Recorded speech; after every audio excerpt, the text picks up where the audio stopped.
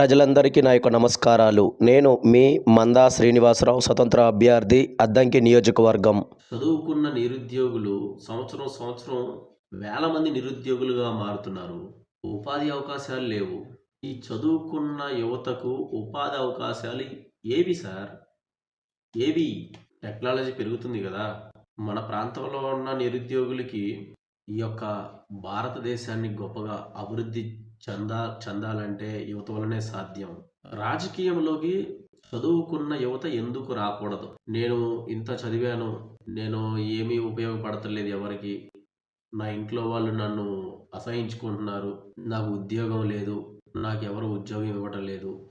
నేను సర్టిఫికేట్లు పట్టుకొని వీధి తిరుగుతున్నాను ఇంటర్వ్యూస్ కోసం అని కృంగిపోవద్దు. మీరు ఫెయిల్ అయ్యారు. జీవితంలో ఎన్నో కష్టాలు ఎదురయ్యారు. ఎన్నో ఇంటర్వ్యూలకెళ్ళారు. ఎన్నో బాధలు పడ్డారు. ఎన్నో అవమానాలకు గురయ్యారు. నిరుద్యోగులుగా ఉన్న మీరు ఎంత దీనంగా, ఎంత బాధపడి ఉంటారో నేను గ్రహించగలను. ఒకసారి మీరు గ్రహించండి. మీరు ఎన్నికల్లో ఎందుకు పోటీ చేయకూడదు? మీరు ఉద్యోగానికి ఏ అప్లికేషన్ ఫిలప్ చేయాలి? ఏ ఫోటోస్ ఇవ్వాలి? పాస్‌పోర్ట్ సైజ్ ఫోటోలు. ఎలాంటి అప్లికేషన్ ఫిలప్ చేయాలి? నోటిఫికేషన్ ఎప్పుడు పడుతుంది? రిలీజ్ ఎప్పుడవుతుంది? ఇట్లాంటియన్నీ చూస్తారు. సేమ్ ఇదే విధంగా కొంతమంది సినిమాని ఎక్కువగా ఇష్టపడతారు యువత. ఒక సినిమా హీరో ఎవరు? హీరోయిన్ ఎవరు? విలన్ ఎవరు? ఆ సినిమా ఎప్పుడు రిలీజ్ అవుతుంది? షూటింగ్ ఎప్పుడు పూర్తి చేసుకుంది? Pre release ఎప్పుడయ్యింది? ఈవెంట్ ఎప్పుడు జరుగుతుంది? థియేటర్‌లోకి ఎప్పుడు రిలీజ్ అవుతుంది? ఇలాంటియన్నీ చూస్తారు. ముఖ్యంగా చదువుకున్న యువతతోని నేను మాట్లాడుతున్నాను.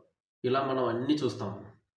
ఒక పక్క ఉద్యోగాలకెళ్తే ఏ నోటిఫికేషను ఎప్పుడు పడుతుంది ఇవన్నీ చూస్తాం. సినిమా చూస్తేనేమో ఎప్పుడు రిలీజ్ అవుతుంది ఇవన్నీ చూస్తాం. నెమరు వేసుకుంటాం. మన ఫ్రెండ్స్‌తో చర్చించుకుంటాం. అన్నీ జరుగుతాయి. ఇంటర్వ్యూకెళ్ళేటప్పుడు మన ఫ్రెండ్స్‌తో చర్చించుకుంటాం. మన బంధువులతో చర్చించుకుంటాం. సినిమాకెళ్ళేటప్పుడు మన ఫ్రెండ్స్‌తోని, బంధువులతోని చర్చించుకుంటాం. ఇలా ఇవన్నీ జరుగుతున్నాయి. ఎన్నికల సమయంలో మీరు ఒక ఎమ్మెల్యేగా ఎందుకు పోటీ చేయకూడదు? ఒక ఎంపీగా ఎందుకు పోటీ చేయకూడదండి? చెప్పొచ్చేవులయ్యా! నువ్వు గూడా ఎమ్మెల్యేగా పోటీ చేసావు. ఏమైనా ఉద్ధరించావా జనాలకి? అని ఒకవేళ అనుకుంటారేమో నన్ను. నేను మీ అందరికీ ఒక మాట చెప్తున్నాను.